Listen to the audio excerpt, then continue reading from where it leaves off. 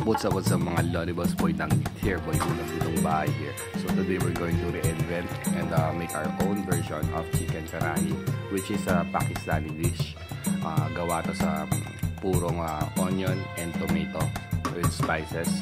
So ito, lagi namin ito in-order sa labas pero lagi maanghang yung sinaserve sa amin at lagi kasi kasama sa luto. So gawa tayo ng own version natin. So start with oil, neutral oil, and then onion. Etong onion pwede nyo i-blend din pero ako only na. So ginger, garlic, you can also use garlic paste. We have here cow ghee o yung butter, yung concentrated butter ng baka to, no? If you don't have this one, you can use normal butter. Okay? Iba kasi yung lasa na binibigay niyan, mas matapang. Okay, so I'm using chicken thigh without skin. You can also use whole chicken. Chop nyo na lang. So saute lang natin to. I prefer kasi yung dark meat, mas malambot siya. So we have here our spices from Nelara. O yan, Nelara baka naman. 1 tablespoon turmeric, 1 tablespoon coriander, and then 1 teaspoon garam masala, 1 tablespoon cumin. Okay, so approximately yung ginamit natin chicken sa mga 1.2 kg, no? So at this moment, medium to low fire lang para hindi masunog yung mga spices natin. Okay, so saute lang natin to hanggang mag-release ng flavor yung mga spices. Ayan, chili powder, on preference, up to you. Black pepper.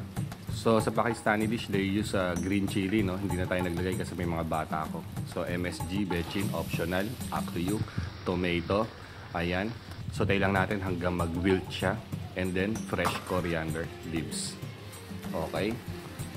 So dito low fire lang ginagamit ko para hindi masunog yung mga spices natin. Slow cook, yan ang the best sa lahat. Okay. So magtutubig pa yan. Hintay lang natin mag-wilt yung tomato. Mag-wilt, I mean yung lumambot siya hanggang sa magtubig na siya. Okay. Some they use blended tomato also, pero tayo slow cook tayo. Okay. So dagdag na tayo ng water.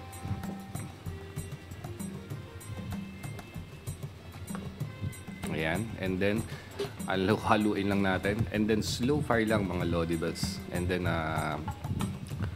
hanggang hanggang magmantika. Okay, so we have here full fat yogurt. Ayan, so halo na natin siya dito. So yung yogurt magbibigay siya ng creaminess and konting asim na rin, tanggal lansa na rin, and depth of flavor. So yan, I use 3/4 of the package. Yung 1/4 kakainin ko na yun. Okay, so mix lang natin, mekus mo na yan, insan. Ayan, and then salt on preference. O yan, so meron tayo ditong atay. May dahon pa ng coriander. Pinakulo ko muna yung atay, and then kumuha ko dyan at nilagay ko rin dun sa recipe natin. Yung in-order ko nga may utak pa nga yun pero di ko na nilagyan kasi masyado nang mataas yung BP ko ngayon. Okay, so binoil natin yung liver, no, para mabawasan yung lansa niya bago natin ihalo. And super lambot naman na niyang liver na yan. So, dagdag na lang natin siya. Wala naman talaga siyang liver, up to you. Yung liver may ibang recipe yon ng ganito rin. Pero ako gusto kong haluan lang with the chicken. Okay, so slow cook lang tayo. Takpan, ayan, kita nyo, nagmantika na. Sarap niya, no? Tapos meron pala ako nakitang patatas sa rep. Ayan, hiniwa ko na at sinama ko na rin. So, lagay ko lang yung patatas at nagdagdag lang ako ng tubig uli. Then, sinimmer ko lang ulit siya. Hindi ko na na-video. Hanggang lumambot at maluto na yung patatas. Okay? Ngayon, nakita nyo na yung sauce niya. O, diba? Well combined na yung mga spices, yung tomato, and yung onion, garlic, ginger natin. Goods na goods. Ang sarap na ito sa tinapay, sa parata, yung mga kubus. Pero tayo, kakain natin to with rice. So last touch, fresh coriander uli. Kung wala kayong coriander mga boss, you can use kinchay. Lalo na dyan sa Pinas, okay? So, yan. Very easy and simple lang to.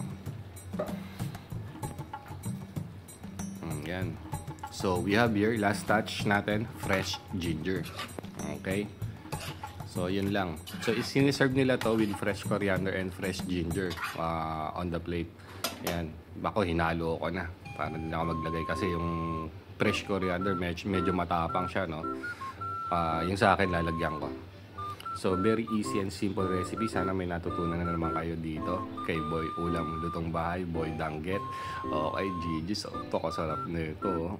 If you like this recipe, mga boss, pwedeng pa-share, like, comment naman kayo dyan, and subscribe sa our channel, no? Napakalaking support na yun. Thank you, Xiao.